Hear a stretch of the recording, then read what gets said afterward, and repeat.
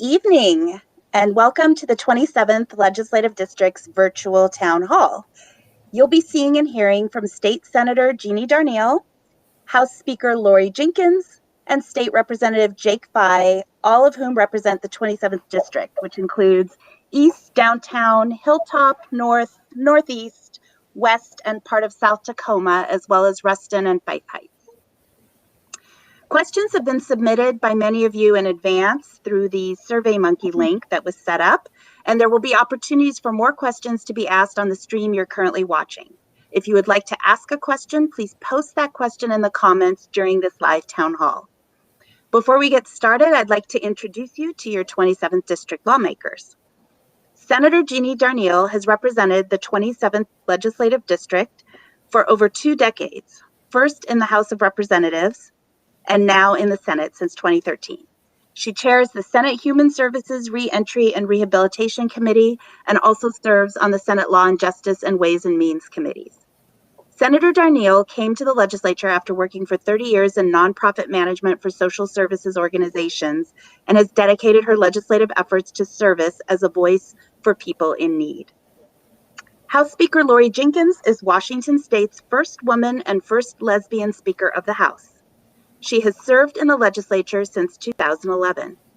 Prior to becoming Speaker, she served as chair of the House Civil Rights and Judiciary Committee, and she has also served on the Appropriations and Healthcare and Wellness Committees. Outside of the legislature, Speaker Jinkins has a career in public health and currently serves as a senior advisor with the Tacoma-Pierce County Health Department.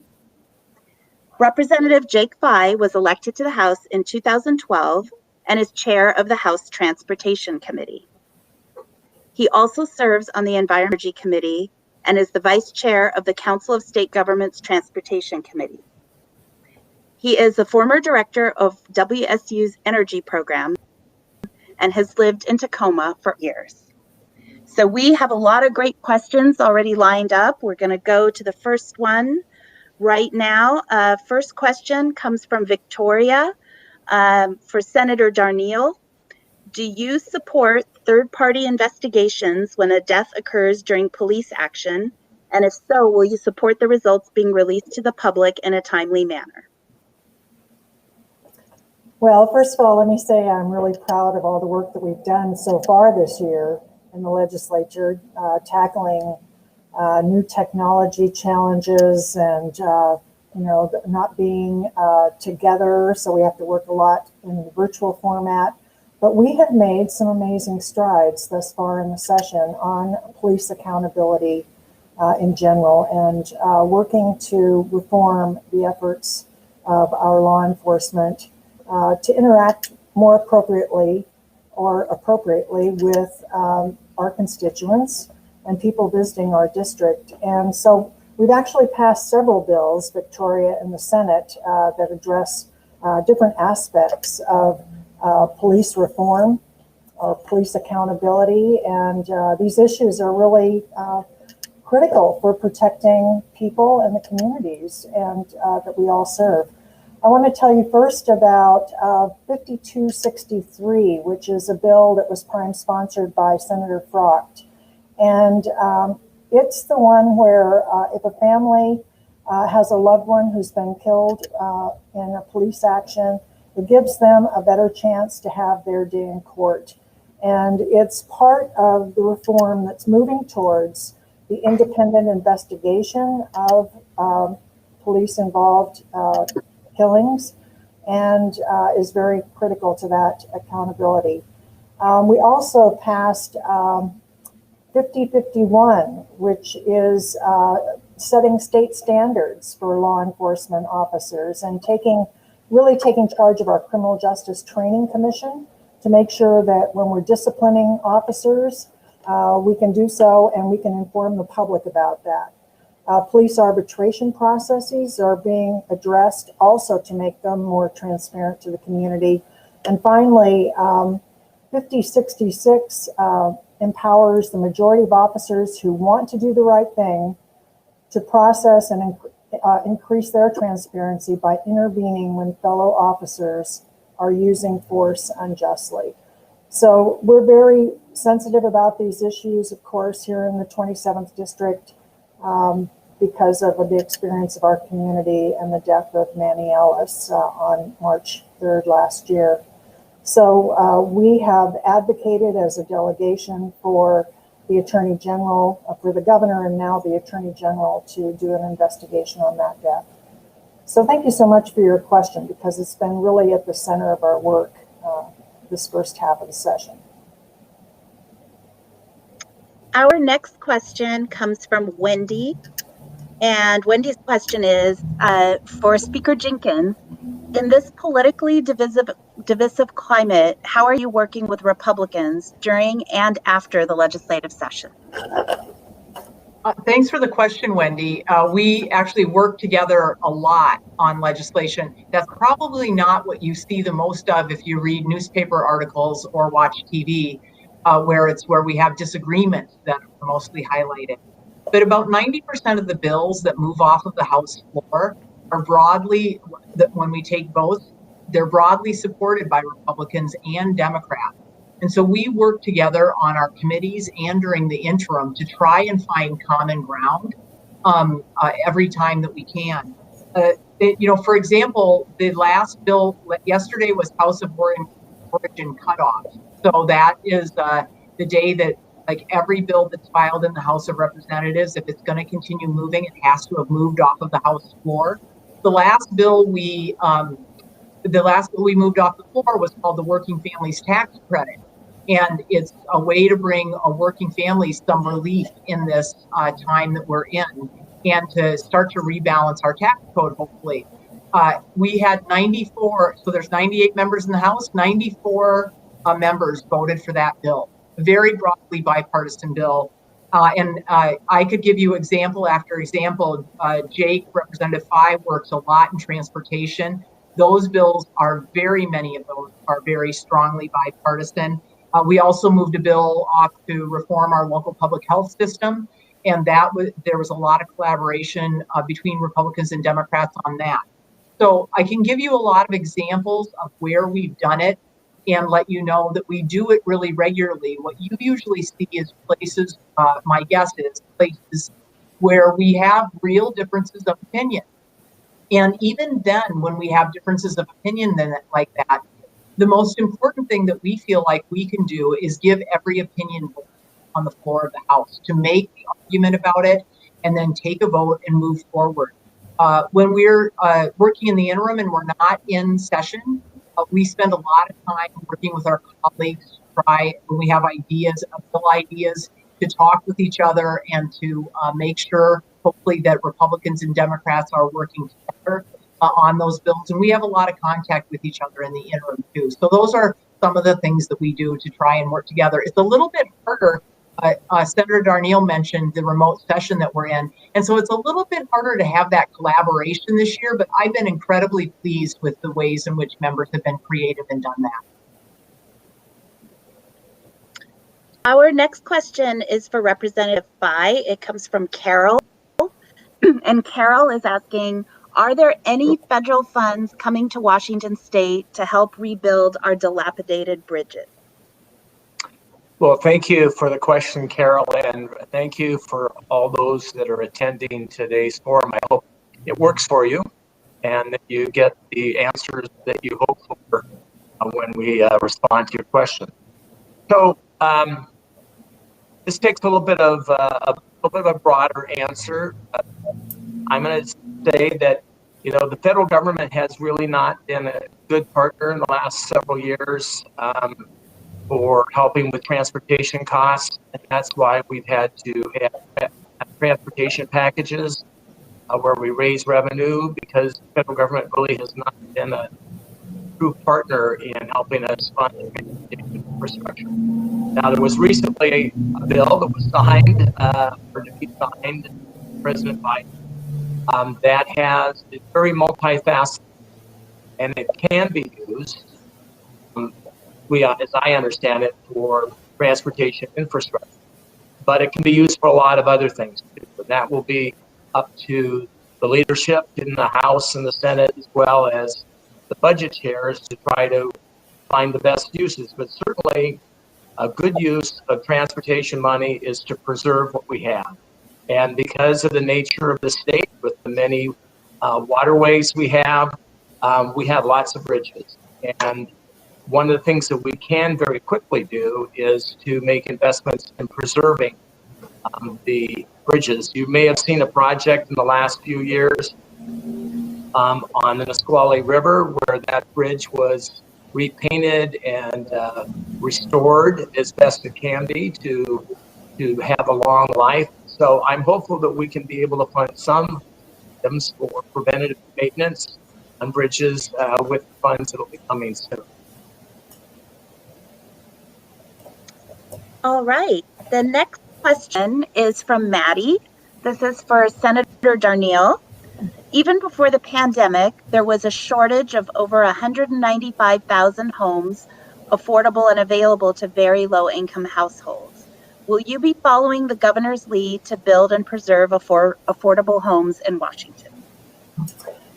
Thanks, Maddie, for the question. Of course, one person's affordable home is not another person's affordable home. So we want to make sure that we are actually providing housing and building housing stock and preserving housing stock so that it can be occupied by people with low income, people with moderate income, and people with high-end income.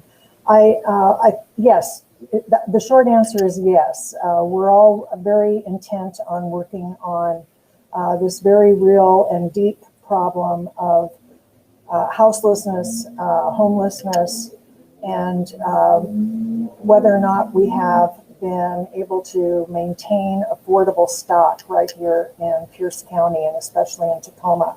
So, there are several issues that are before the legislature right now. We passed a bill addressing multifamily tax credits, and these are incentives to developers to build housing stock. Usually it's in the form of apartment buildings and or condos, and to have a percentage of those be held for affordable housing. I am really late to the party on this issue, to be quite frank. I'm very worried that some of the issues around gentrification and actually pushing out people in their traditional neighborhoods is a real it's a real threat to the success of this program. But I am watching it, and I'm very excited about what I think is our intent to leave the legislature at the end of session, having bolstered the Housing Trust Fund, which is, these are money that go along with the patchwork quilt of funding sources for, usually it's nonprofit organizations to build housing stock in the community. We also have, of course, several families that are at risk for homelessness right now and or who have become homeless. And so our investment in helping to pay the costs of their rent by direct payments to landlords to keep people in their housing so that we don't increase the number of homeless families has really been a very costly but an important investment, because it's easier to keep somebody housed than it is to find them a new location. We have several projects that we're trying to secure funding for in the capital budget that have direct relevance to your question, Maddie. And one of the things that the city of Tacoma and other cities, especially along the old 99 highway, are looking at utilizing some of these older stock motels, refurbishing them, and creating housing out of those units. So thinking a little smaller in terms of how we perceive a home, but looking at all kinds of options like that.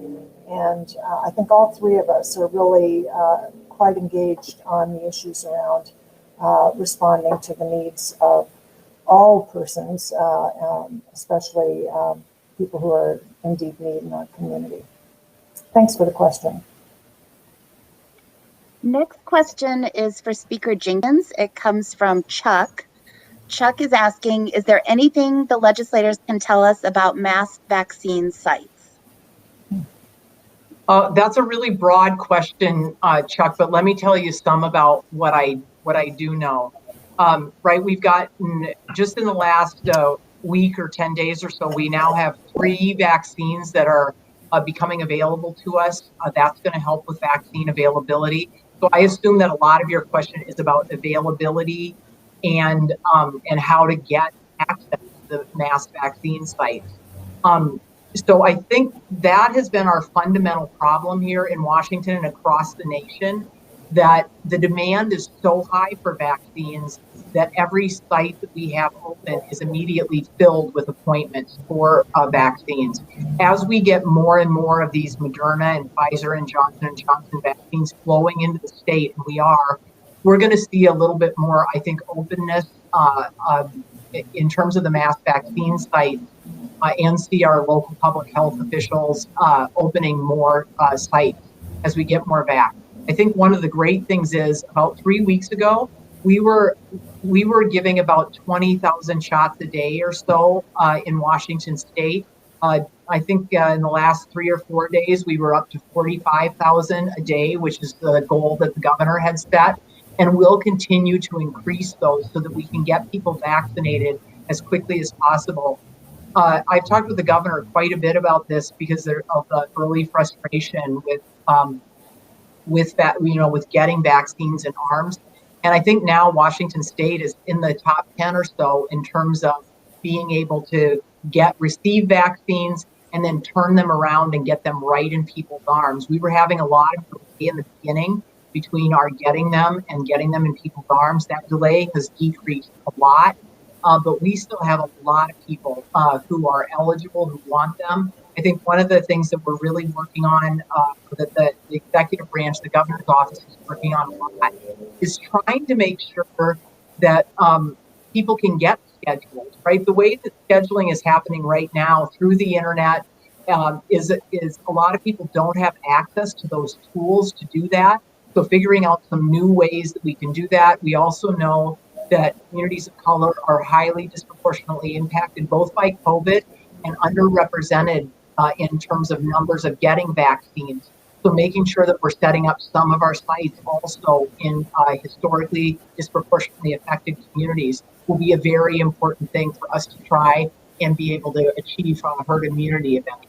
So I hope that answers your question. It's not all about mass vaccine sites, but feel free to send me an email if you've got a specific question about the mass vaccine. All right. Our next question is for Representative Fye. It comes from Scott. Scott is asking, what is the new gas tax revenue slated for, or will it just go into the general fund? Well, thank you, Scott, for the question. The 18th Amendment of the Constitution requires that all gas tax revenues go for highway purposes. Highway purposes is really confined to highways and highway maintenance, some of the operating costs for the ferry system, and the state patrol. So no, there will not be any funds that can go to the operating budget. We have a lot of demands just because of being a growing state and because of the mountain challenges and the water challenges that we have in Washington compared to places like Iowa and other territory in the United States. The money will actually the first place we want to put the investment is in preserving and maintaining what we have. So I think an important responsibility that we have so that we don't run into situations not maintaining and then costing us later to replace bridge or some other piece of infrastructure. We also have a requirement, both socially and morally, a court case at the U.S. Supreme Court that requires us within the next 10 years to make a $3 billion investment in replacing fish culverts, particularly in Western Washington. And then we have a need for ferry vessels that are becoming very outdated and refurbished, our new vessels constructed. And then finally, as you know, with the Fishing Wharves Bridge in Tacoma and probably even a bigger project replacing the Columbia River Bridge between Vancouver and Portland, we will have projects as well. So there'll be a wide range of needs that we have that they need to get addressed, both from a legal standpoint, also from good business practices to preserve our existing in- All right. Our next question comes from Bobby, and it is for Senator Darneille. Democracy depends on educated voters, yet many counties do not send voters pamphlets in primary elections. Would you co-sponsor legislation that gives counties a funded mandate to send primary voter pamphlets to all voters? That's a good question. I think we're very fortunate here in Pierce County, for sure, that we have the resources and the breadth of races to actually warrant having primary voter guides. And I know I find them really, really important in my own decision-making process. These are expenses, however, that are borne at the county level. I'm not aware of any bills, at least that have come through the Senate so far, and we have had the cutoff, which means that all bills needed to have made the route. So they've taken the route from the House to the Senate or the Senate to the House. And I don't sit on the state government committee, but I cannot recall any bills coming through on the floor of the Senate except a bill dealing with ballot boxes and their availability. So, but we have a very aggressive and also an extremely respected auditor here in Pierce County who has just implemented some of the most cutting edge efforts to engage the public on civics issues and to create access to information, whether in hand or electronically. So every county should have their information available on a website. And I know that's not as convenient as sitting at your dining room table like we often do, and which has turned into my desk, I might add. But anyway, we don't all have that option to sit down and read the pamphlet, but it is available online. So I think that's the way to go. The only other big election bill that I know is coming in from the House to the Senate has to do with the voting rights for people who have been convicted in the past of a felony. And that's an area of election law that I worked on for many years. I spent 9 years getting the original bill passed to allow people with a felony conviction to vote. And this bill that's coming over from the House establishes the timeline a little differently than in my bill, which passed back in 2009. But those are the only two elections-related bills that I know are coming through this year. Thank you, though, for your interest in making our elections more accessible to all voters. Next question is for Speaker Jinkins. This question is from Maureen. Maureen is asking, how will expectation of future funding from the federal yet to be passed, although I think it passed today, American Recovery Act impact budget negotiations? Will the Fed fund rental assistance and mortgage assistance so the state does not need to?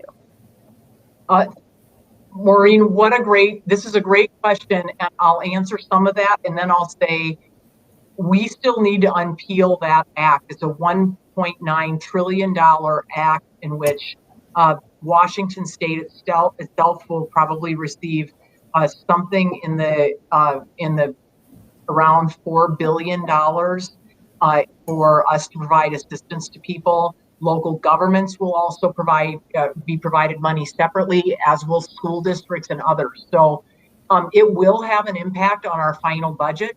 I can't tell you what that's going to be exactly yet. I know our budget writers have been working as it's worked its way through the House and the Senate, and it has. I believe it passed. Maybe I'm wrong, but I thought the House maybe voted on it today. So it should be heading off to the president for signature soon. I think with regard to rental assistance and mortgage assistance, listen, this is one of the most significant issues that we are going to face. We are going to have mass evictions once the eviction moratorium is over. If we don't have the funds to invest in rental assistance and mortgage assistance, and not just do our renters need that, but obviously the folks who are doing the renting, our landlords need that too. And we will use some of the money in the act to support that. We may also use state money. It just really depends on how much money we have available to help us with that. It is a very steep cost, probably pressing upwards of $1 billion that we have in back rental payments, even though in the last act, we invested a lot of money on this then too. So you can just see this, I've seen some questions in the chat. We certainly do not need anything else contributing to housing problems and homelessness in Washington State. So we'll be focused on this very heavily in our budget writing. All right. Next question comes from our live chat for Representative 5 from Tom. In a live chat, Tom says, should be on the screen there, ending House Bill 1090, ending for-profit detention, is going to be a fight against those who make money on people's pain. Encourage you to support it. Well, thank you very much for the question, Tom. The three of us have been very much engaged in this issue. Last year, Senator Darneille sponsored the Senate version of a bill I sponsored in the House, which was successfully passed that forbid the existing facility run by GEO from expanding. That was the first step, and with favorable court rulings, the prospect of the bill that we moved out of the House this year, House Bill 1090, would be to ban the facilities down in the tide flats once their contract with the federal government expires.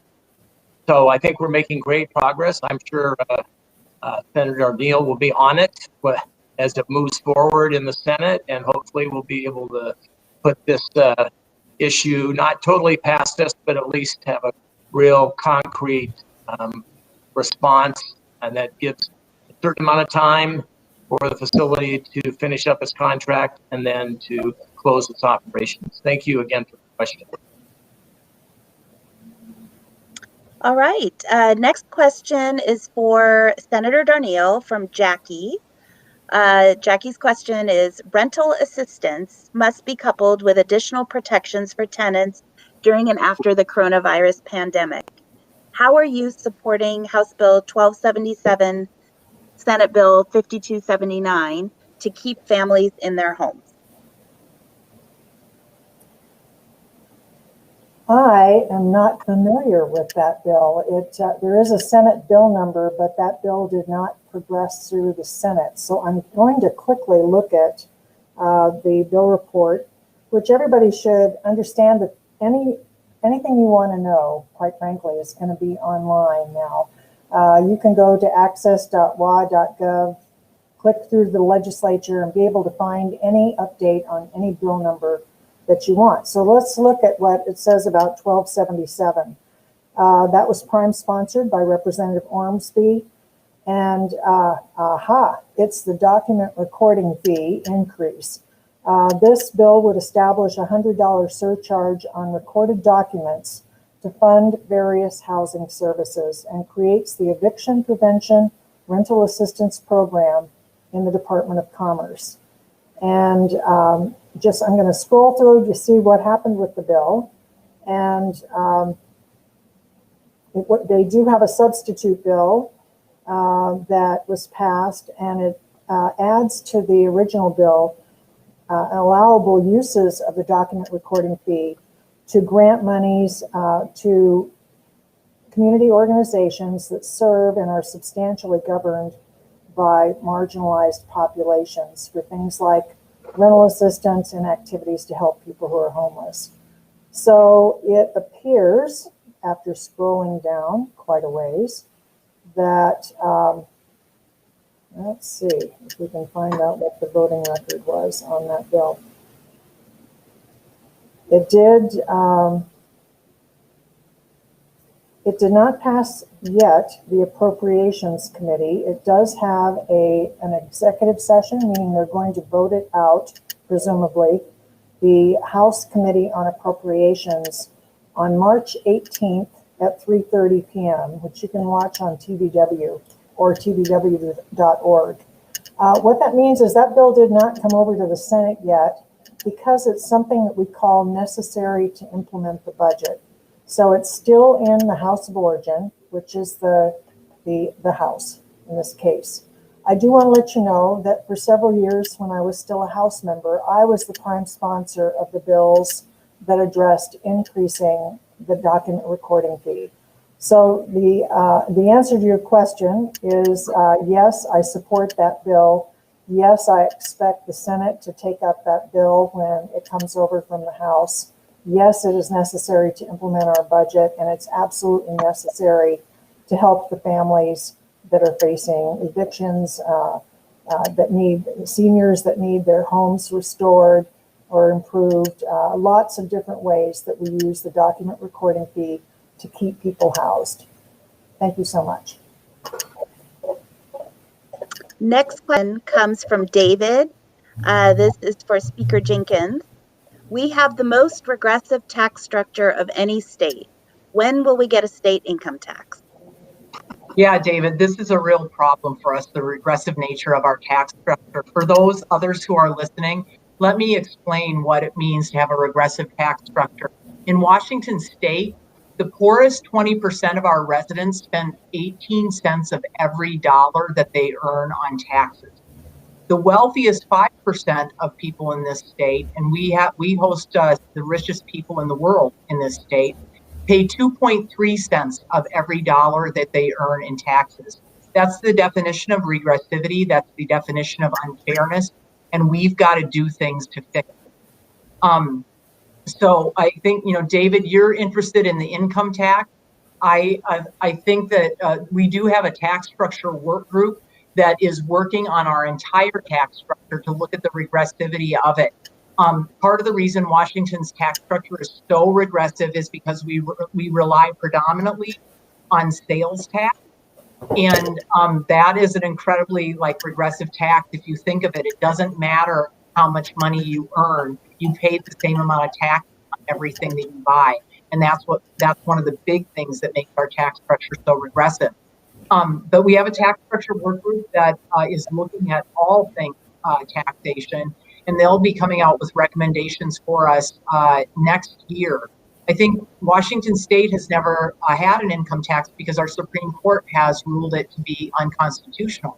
So that's one of the reasons why we've never had one, and why you wouldn't see the legislature probably moving forward on such a thing unless voters push very hard for that. The one really happy report I have is that the Senate moved across the Senate floor the capital gains excise tax, which is essentially just a few days ago, and that is a tax in which, as you sell stocks and bonds, basically, and make over $250,000 doing that, you would be taxed 5% on that. We're one of the few states in the country that doesn't have a capital gains excise tax. And this is one of the ways that we are going to be able to start helping make sure that wealthy people are engaged in paying for the services that Washingtonians want here. So the House is excited and welcoming of the capital gains excise tax bill, and there will be a hearing on it next week. And that's one way that we're trying to make a positive step forward. All right. Next question for Representative Fye. This question comes from Joe. Why does the state make it almost impossible to install speed cameras? Speeding on residential streets is out of control, and the Tacoma PD does not have the manpower to control it. Well, thank you for the question, Joe. It has been problematic on speed cameras, but we have been successful in a couple of areas. There is a speed camera that is located next to the Emerald Queen Casino that is permanently authorized by the state. And we likewise permitted the city of Seattle to put speed cameras on major highways within the state highways, and some arterials within the city of Seattle. For some reason,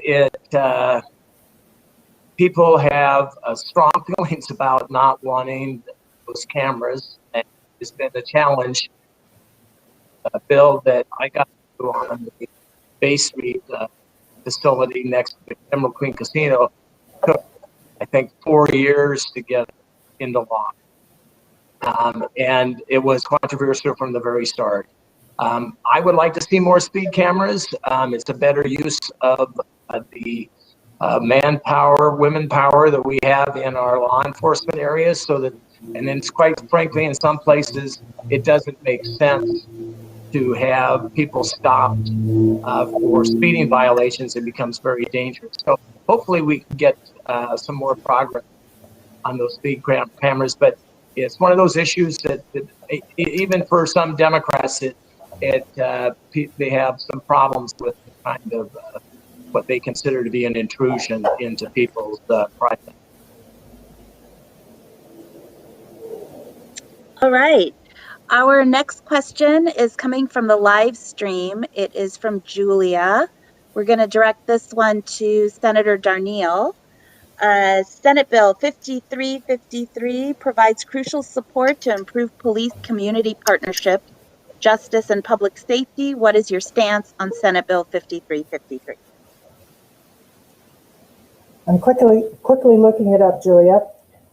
Aha. Well, it's always nice when I'm a sponsor on a bill to one of the ones that you're asking about. This is a great bill that grows out of Tacoma, and we've had a few of them this session that have come out of the Senate. On one side, we have a baby court out at Pierce County Superior Court that now is going to be, that kind of model is going to be used across the state.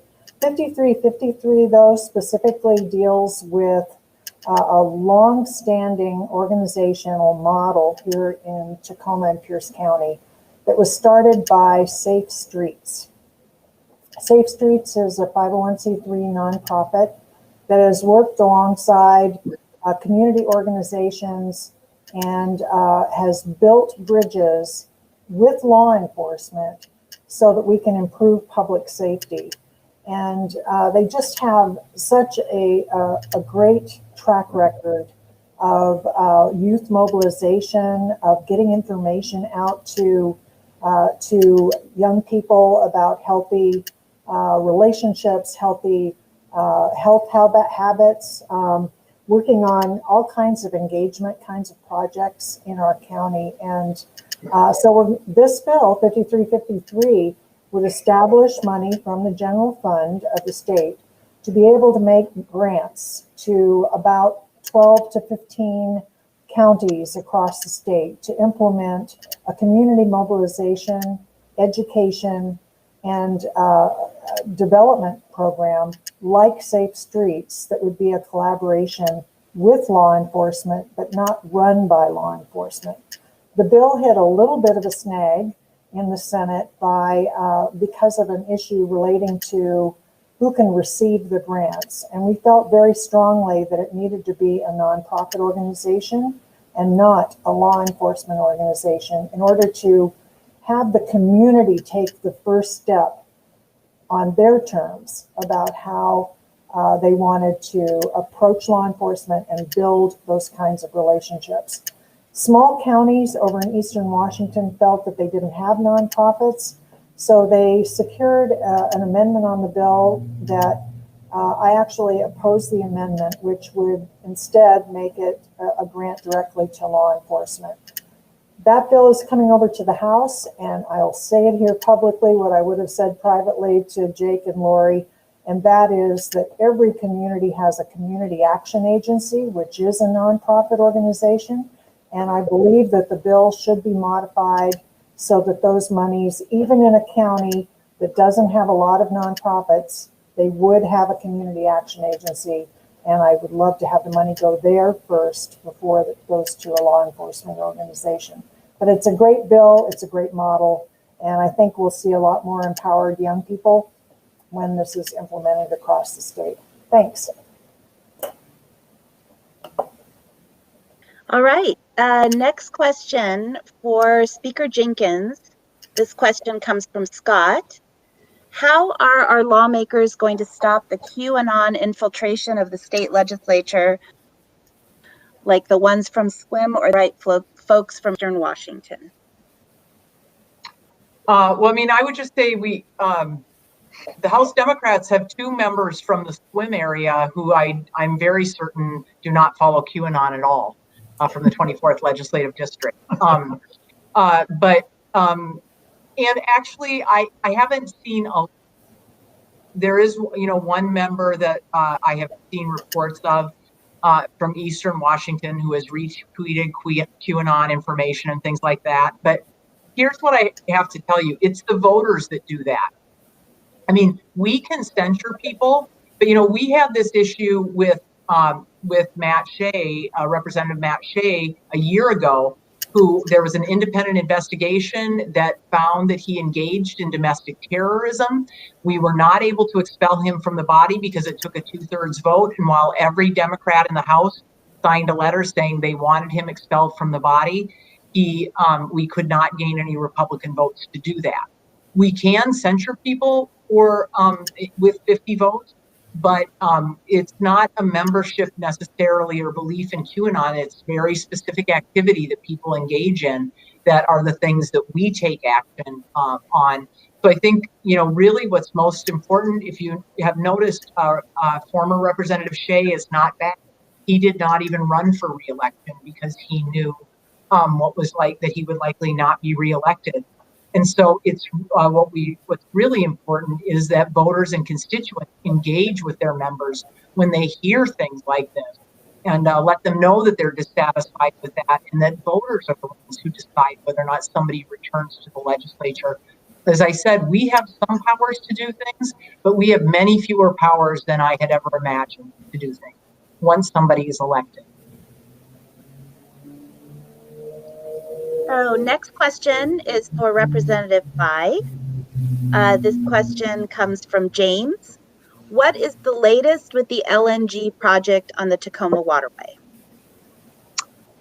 To the best of my understanding, the decision of the Puget Sound Clean Air Agency has been appealed, and that appeal will run its course. I suspicion that there will likely be further appeals in the court case facility. So I think it's going to take some time before all of those remedies take place and final decisions get made. So I don't think anytime soon we'll see operation of the.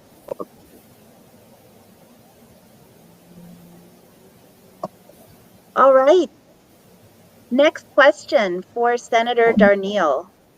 This comes from Mary. How are you protecting all Washington citizens from voter suppression bills? What are you doing to protect voters' access to the ballot box? Well, Mary, we live in the best state in the country. I was really proud of the fact that even though the Democrats have been in the minority through my first 5 years in the Senate, when we took over the majority 3 years ago, we passed a package of voter rights bills in the state of Washington that have led, really we stand out throughout the land on the breadth of ways that we expanded voter access to the polls, to their ballots, and the use of creative but appropriate and secure systems for voting. And I have a sister that lives in Florida, and just yesterday their legislature joined about, I guess it's 15 to 20 other states that are now passing voter suppression laws where they are reducing the length of hours for ballots to be able to be dropped off. They are eliminating ballot boxes. They are eliminating mail-in ballots. They are restricting people because of whether or not they have the right form of identification card. So these are the terrorist acts of a party that is bent on reducing voter access. It is abhorrent to me, but they are desperate because they lost an election at the federal level that they would have won if progressive ballot measures had not been passed in many, many states over the course of the last 4 years. And so it is a backlash. It's one that we all should be aware of. We had a bill this year that said we had to have signs on ballot boxes to say that they may not be the official ballot box. Well, you can imagine how that landed in the Senate. You know, we just are not interested as a majority party in any measure that is anything like what's happening in other communities around the country that is restricting the access to the ballot. I was working in Ohio during the campaign 4 years ago and spent a week there working with community activists to get out the ballot in Columbus, Ohio. And the way that they were suppressing the vote there by having the ballots and early voting only available from 2 to 3 p.m. in the afternoon on one day, and the next day having the only place where they could go on the complete other side of the community. These are efforts that are meant to help to stop low-income people who don't have cars, people who are non-English speakers, or low English speakers. It's looking at ways to restrict their access by depressing their ability to find access to ballots. And we have gone so far as having same-day registration, which I prime sponsored that bill 20 years ago. And at that time, we thought it would never happen. We thought it would never happen. And so it now is the law of our land here in Washington State. And our clerks and our auditors and our elections officers have been really doing a yo-person job on getting these safeguards in place. And it's a bipartisan effort across our state. Okay, next question goes to Speaker Jinkins. This is a question from Lydia. Lydia asks, please speak to the status of these bills which can help reform policing. 1054, police tactics. 1202, civil liability for police misconduct. 1310, de-escalation and use of force. And 1267, independent investigations. Yeah, thanks for the question. I'm really proud of the work that the House Democrats did this year on police accountability.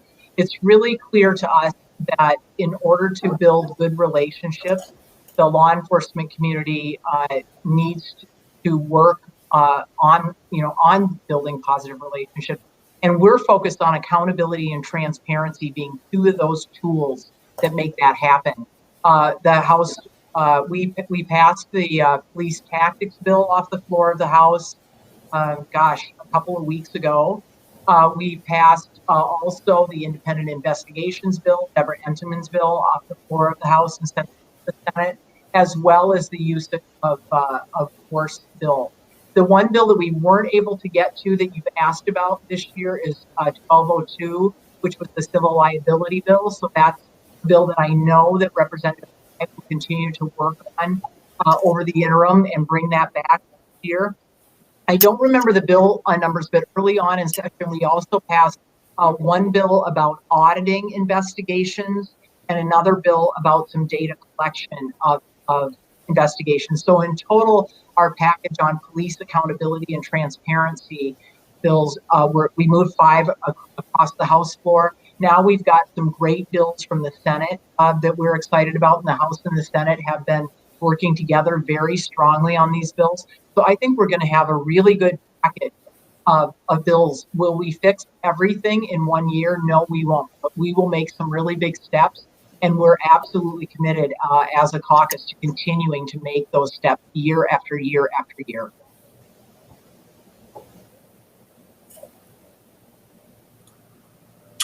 Okay, the next question is from the live chat from a user with a username JW Doher00 about electric cars to Chairman Fye. And I'm showing it on the screen right now.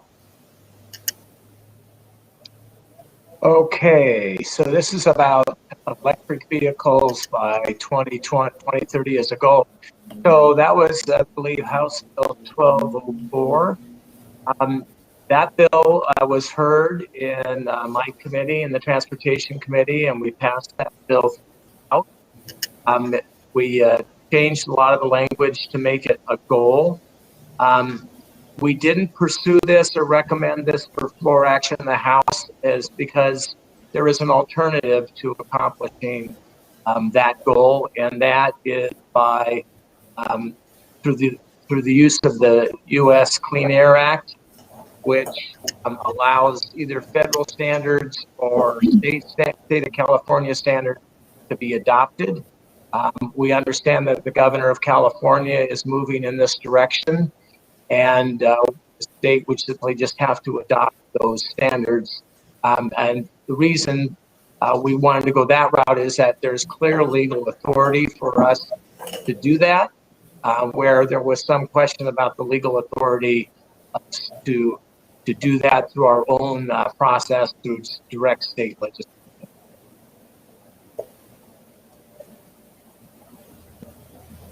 Thank you so much. The next question is to Senator Darneille from Walter. Most tenants enter eviction court without an attorney to help them navigate the process and the complicated laws. How will you be voting on Senate Bill 5160, which protects tenants with the right to counsel? I believe I voted for 5160. I used to be on the Housing and Homelessness and Affordable Housing Committee. Was it Walter is the name? Yeah, okay, Walter. But this year I went back to the Law and Justice Committee, so I had to give up my slot on the Housing Committee. But it's I'm very pleased to work with Senator Cooter, who is the chair of that committee. She's a really strong voice for tenants and renters and people that are struggling with mortgages. And so 5160 did come through, and I was proud to vote for that.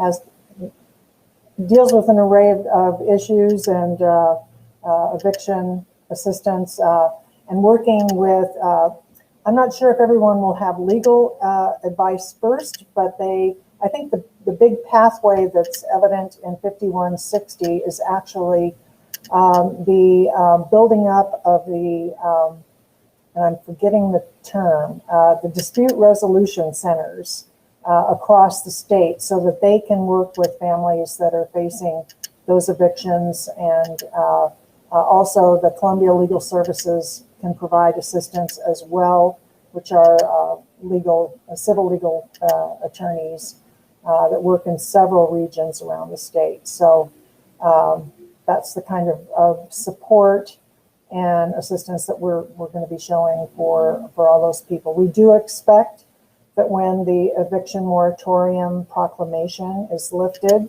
as we come to a better place around our pandemic response, that we will now see a year's worth of people that are facing evictions, possibly needing that kind of assistance so that they can stay in their homes.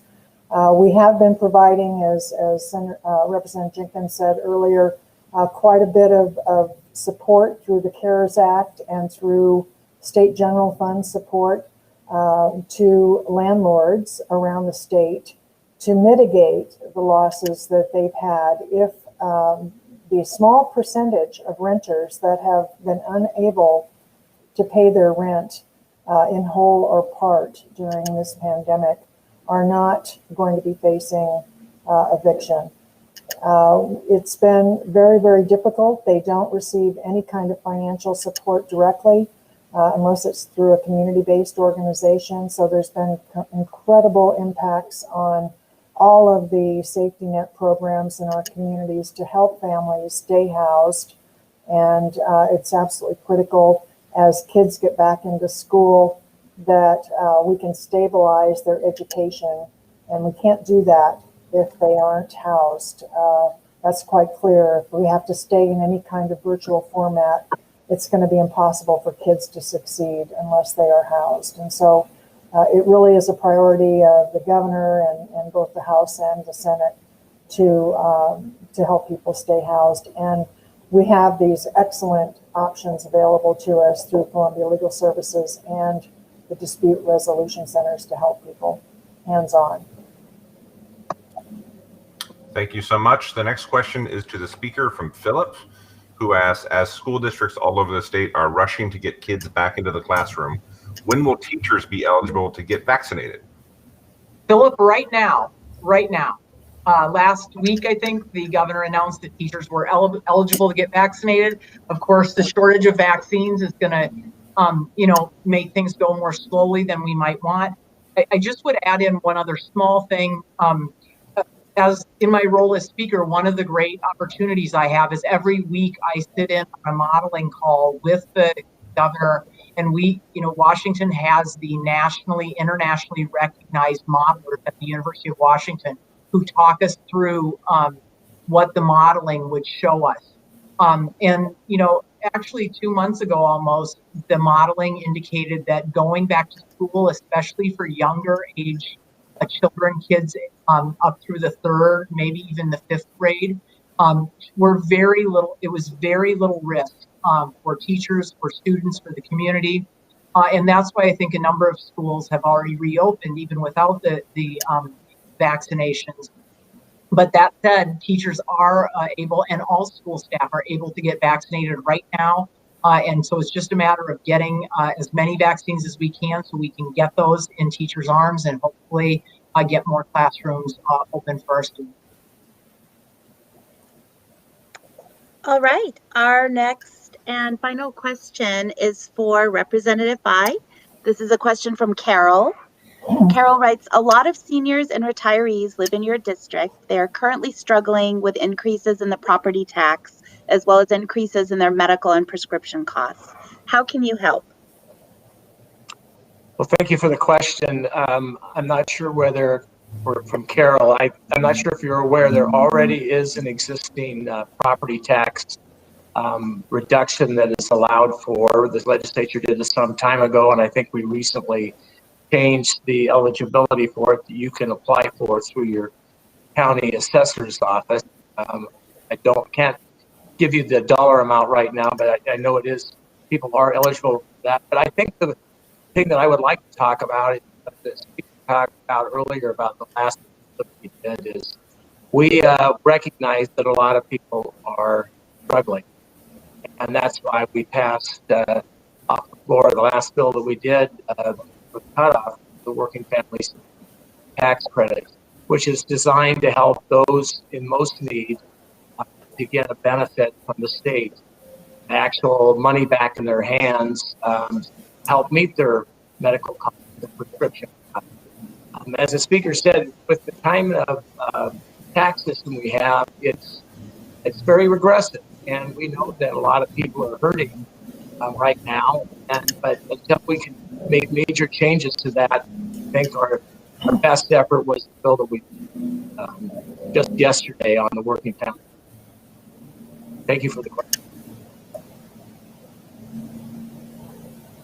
So unfortunately, we are out of time. That went very quickly. Thank you to everybody who participated in this virtual town hall. If we didn't get to your question, we will be answering questions in the comment section, or you can contact the offices of the three legislators, either by email or by phone. I am now going to turn it back over to our three 27th District legislators for their closing remarks, starting with Senator Darneille. Well, thank you very much, everyone, for taking the time to watch our first virtual town hall. I think we survived it okay. It's going dark around me. I've got lousy lighting in here. I need to take lessons from Representative Jinkins on how to do that. But it's been a little challenging. We've got things scrolling, and we didn't keep up with all the questions that were asked. We had about 90 questions, I think, prior to today's meeting. So thank you to the staff for helping us get through so many of them. I want to say it's a real honor to represent the 27th District in the legislature. And the work that I do is really empowered by my constituents, encouraging me to work on criminal justice reform, on juvenile justice work, on our child welfare program, on economic services for families in high need, on building better laws that affect our communities and make them more safe, and on being fiscal agents here in the state for how we spend taxpayer dollars. And while I don't sit in the throes of the negotiations on things like education reform, I just am really proud of the fact that we were able to do really meaningful work in the first half of this session, and I'm really looking forward to the rest of it. We have surmounted a lot of the technological challenges that we thought we would face, in part because of just excellent staff that have helped us to negotiate the challenges that we've had. But we have so much more to do. It's really helpful to hear from you. I don't see my staff in a physical sense, but we are communicating about your needs, and I know that all three of our staff, as well as all the other members of the legislature, have been working a lot this session and during the interim after COVID hit, with helping individual persons navigate the employment security situation that has been so hard to maneuver. And I know we've had a couple of people that have asked personal questions on the chat, and we'll be following up as we can. If you don't hear from us, please call my office and we'll get on it again. But we've been really helped by our staff in all of this work, and they have created pathways to resolution for a whole lot of people, and I hope we can do the same for the people that have written in tonight. And for all the people that wrote about criminal justice issues, you know I'm your champion on these things, and we will continue to fight for good reform, even in the face of the Blake decision, which has thrown, nobody's asked a question about it, but it's thrown all of our drug policy into question, and will create an awful lot of work to provide justice for people who now are constitutionally eligible for it. And so lots more to do, and happy to represent you in all that work. Thank you so much. Representative Phi, final words. Well, thank you all for participating in this virtual town hall. I know a lot of people have been hurting over the last year, and I think we all understand that very well and have been working very hard, whether it's with our staff to help you address issues that come up with employment security or other issues that you may face. It is a pleasure working for you. I really feel very glad that I have had this opportunity to serve you. It's a great community. People here work very hard, and they also care a lot of fellow citizens. And in that context, I'm glad to spend the time that's necessary to support you down in Olympia. We work together, and in fact, we get together probably most likely every week to chat, to make sure that we're addressing those things that come up each and every week during session. So thank you for the opportunity, and thank you for your questions, and hopefully we'll see you in a live forum in another few months. So thank you very much. Closing remarks from Speaker Jinkins. Thank you everyone for coming to this. I know we could have had another hour's worth of questions, but please do email our offices if you have things that you would like us to weigh in on or tell you about that's happening. I'll just talk for a second about the House of Representatives. We set out this session with 4 big areas that we were focused on. One was COVID-19 response. The second was economic recovery. The third was racial equity. And the fourth was addressing the existential threat of climate change. And I'm really happy to tell you that after cutoff, we have moved an incredible number of bills off of the floor in all of those categories on racial equity and economic recovery. Over 40 bills in both of those categories. We did well over a dozen, almost 2 dozen bills in each of climate change and COVID response. So we tried to be really focused in this difficult legislative session to do that, and we'll keep on being very focused on those things and on making sure that everybody is engaged in economic recovery. I, like Jeannie and Jake, am incredibly honored to represent you all and to have the role that I have in Olympia. It's my love of Tacoma that took me to Olympia and that takes me to the role of speaker every single day. And the one thing that I hope for is an in-person town hall soon. And if I can't have an in-person town hall soon, I'm hoping for the day that I can be out and seeing you on the street, in restaurants, in shops. And I know that we're almost there. So I really want to urge everyone to please stay safe and stay healthy. And we will see each other again soon in person. Thanks a lot.